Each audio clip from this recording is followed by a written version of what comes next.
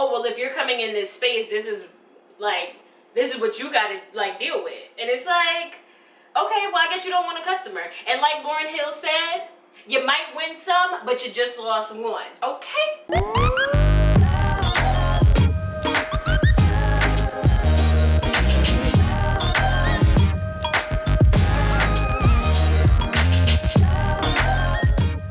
Yo, we're like two of the most annoying people on the planet. Hey everybody, it's Diandra Marie and Rolonda. And this is... You're gonna regret this. You know what I regret, girl? We're gonna start off with regrets. Because I'm fired up. Here we go. It's Women's History Month, and I have something perfect that will go in with this topic. Get it off your chest. You know what I regret? Barbershops. For those who may not know this, from the way I have my hair, half of my head is shaved, okay? And as you can see with Rolonda, all of her head is shaved.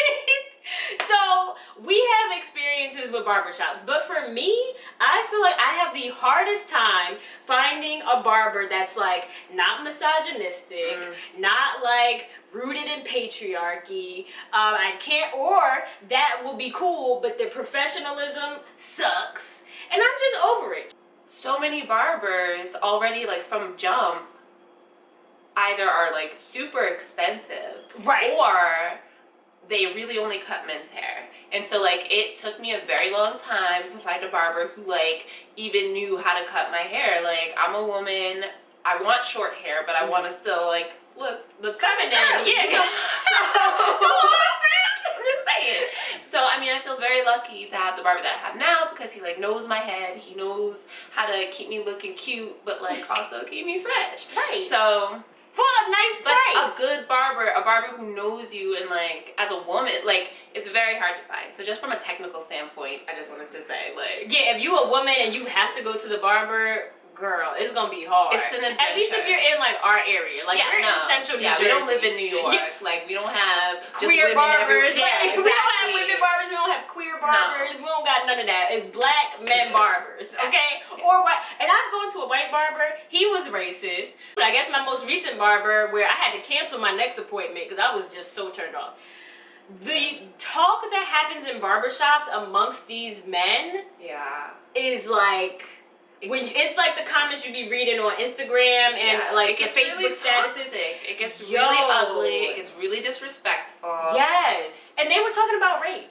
So I don't know which you should just know. You got a woman in your chair. Right, you're gonna bring up rape. You're gonna let other men around you just like go off on rape. Right, and that's literally what happened. In like a disrespectful ass fashion. They were trying to say how long they thought women should have to report rape, like, which was a year, 2 years. No, they need more than that for. Then it was just like. Women, you know, there are women that lie. The exception of people who lie, does not like outweigh the people who are telling the fucking truth. Right. Oh, I'm getting heated. They were really like annoying me and like doing it, and you know, like it's not like they were just saying these things as like, oh, this is what I believe. You know, they're saying it in a very like misogynistic way, as if they're right. And it's like, how do you know that a woman in your chair hasn't experienced rape, hasn't tried to confront her accuser and gotten called a liar? Like, you could be re-traumatizing someone. I mean, I thank the Heavenly Father that is not my story, but that could have been. That could have been me. You don't know who's in your chair, right? And then, to speak to that point, I'm like, they kept like trying to go on. I said, I'm done with this conversation. Like, I'm done. Like, finish cutting my hair, and I'm going to be quiet forever. Then, so then they changed the subject, but it got on. Oh well, if a woman goes to a gynecologist, they need to have another woman in the room. I'm like, oh my God, like it needs to be a law that another woman needs to be in the room, and I'm just like, oh my God. But I'm being quiet because I'm over it. I was already over it. So I'm like, I'm not contributing nothing. Then I get, oh, it should be a law, should be a law. Oh, she's a woman, she know, taps me. Is it a law that another person needs to be in the room with you during a gyno visit? You don't know me or my medical history. Like, who's to say that I, as a woman, have to know about, like, laws that protect women? Why don't you, as just a human being, go in your phone on Google? We all have it. We all have phones. We all have access to the internet. We all have access to information. And you find out for your freaking self. Stop asking That's not for me to do the work for you. Right. And I like understand I'm so that the over barbershop is this place where you talk about issues and you know, are able to have these free exchanges, but like you have to read the fucking room. But you know what it is? It's become a cesspool for just men to talk about men things. And it's like a safe space It for really them to say they're ignorant. Yeah. I feel so fortunate to have a Jesus. good local barber who does not make me feel uncomfortable, and I can be in a shop where like shit like that doesn't happen. I'm so sorry that you had to go through that. Her barber is really good. If he Shout can out design, shout out to Earl. right? If You're he can amazing. design, I would be going into Earl. Okay, he just don't do design. Yes. But other than that, Yes. he is a good barber. At there Smooch are- the King. We shouting you out. Okay, promo. We will shout out the good ones. Yes. The rest of y'all, Yes. for the birds. So that is my regret. I guess this whole episode was about.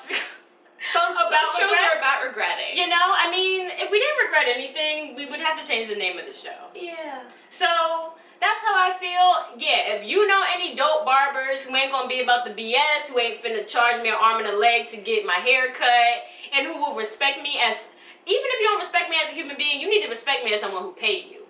That's period. At the end of the day, like if my humanity Ain't doesn't enough. get you to like be respectful, like let these dollars talk. Right, because I know I'm paying the same amount of these people getting shape-ups and stuff, if not more.